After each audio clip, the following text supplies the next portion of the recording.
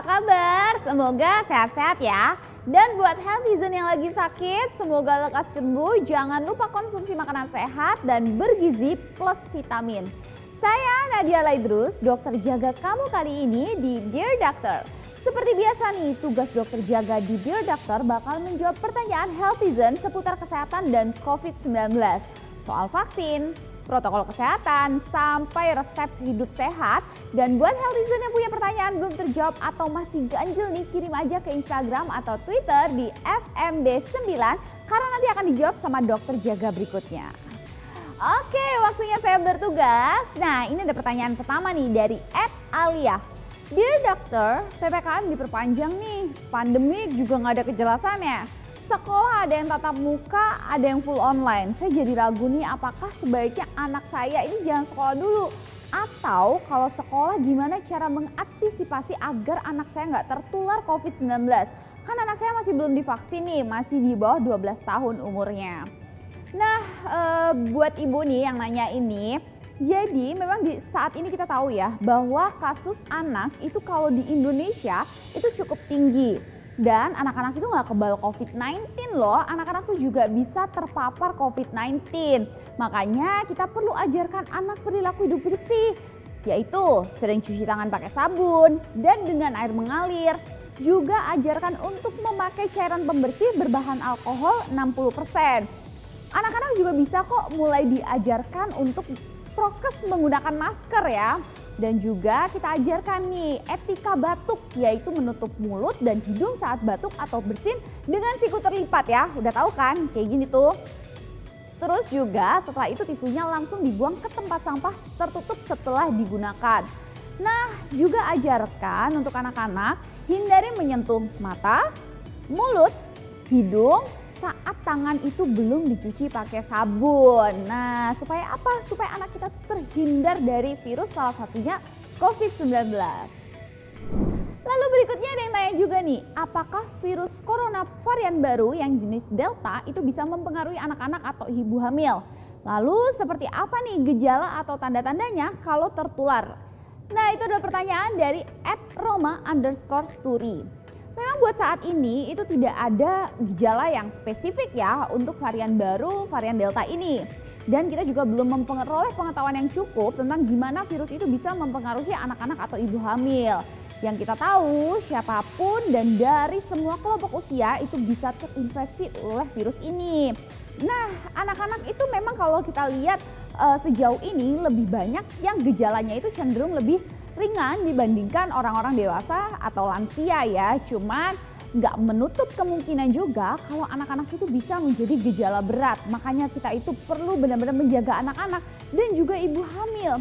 Karena sejauh ini kebanyakan kasus ibu hamil itu justru kondisinya itu lebih buruk dibandingkan dengan ibu seusianya yang tidak hamil gitu. Makanya kita harus mengingatkan ibu hamil itu agar ekstra waspada terhadap virus ini. Dan juga sudah disarankan untuk melakukan vaksinasi. Tapi kalau ibu hamil sekarang masih galau nih, masih bingung, boleh loh konsultasi ke dokter spesialis kandungan.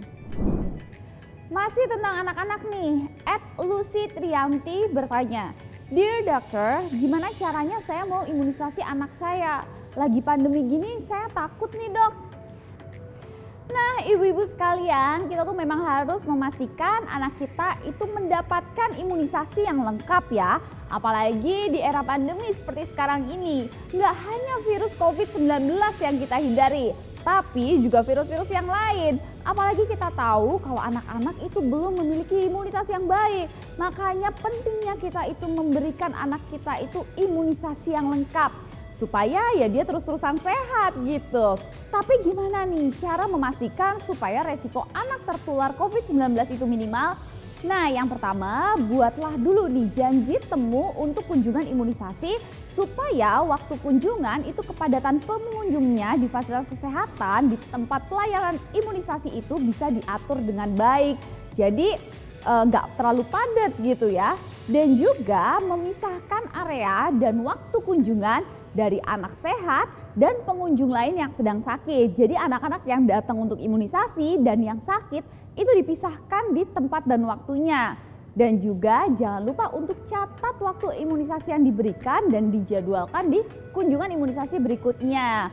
Karena sebenarnya imunisasi di saat pandemi ini bisa dilakukan dengan cara kombinasi, yaitu beberapa imunisasi itu bisa dilakukan dalam satu waktu begitu. Oke, lanjut nih. Dear Doctor, daerah saya masih zona merah nih. Apakah imunisasi anak saya dapat ditunda? Dari @3_Santo. Nah, pertanyaan ini masih nyambung ya sama pertanyaan Lucy tadi. Jadi imunisasi itu memang sebaiknya tetap diupayakan lengkap sesuai usia. Nah, sebaiknya mengikuti jadwal imunisasi sesuai dari rekomendasi yang berlaku. Yaitu apa aja nih imunisasinya? Kita tahu ya, dari hepatitis B0 ya, itu pada saat lahir. Kemudian ada BCG untuk mencegah TBC, kemudian polio yang ke-0 untuk mencegah penyakit polio, terus juga ada DTP, HIV, hepatitis B1, itu semua harus diberikan sesuai jadwal supaya anak kita itu tetap terlindungi dari berbagai penyakit. Terus kalau ragu nih pengen nunda, nah kalian tuh memang sebaiknya konsultasi kepada dokter atau petugas di fasilitas kesehatan. Karena sebenarnya penundaan ini masih bisa dilakukan hingga 2 minggu yang bisa adalah waktu yang masih bisa ditoleransi. Oh iya, untuk sekarang ini ada beberapa fasilitas untuk melakukan imunisasi anak seperti home care service atau juga sekarang udah dapat fasilitas seperti drive-thru yang itu memang cenderung lebih aman ya untuk anak-anak kita. Oke, nggak kerasa nih waktu jaga saya udah selesai, tapi jangan khawatir. Untuk pertanyaan yang belum dibacain akan dijawab oleh dokter jaga berikutnya di episode Dear Doctor lainnya. Tetap semangat dan sehat-sehat terus, tetap taati protokol kesehatan, jangan kasih kendor. Dan juga lakukan vaksinasi. Salam sehat, semoga ilmu yang saya bagikan bermanfaat. Saya Nadia Alaidrus, we share cause we care and see ya.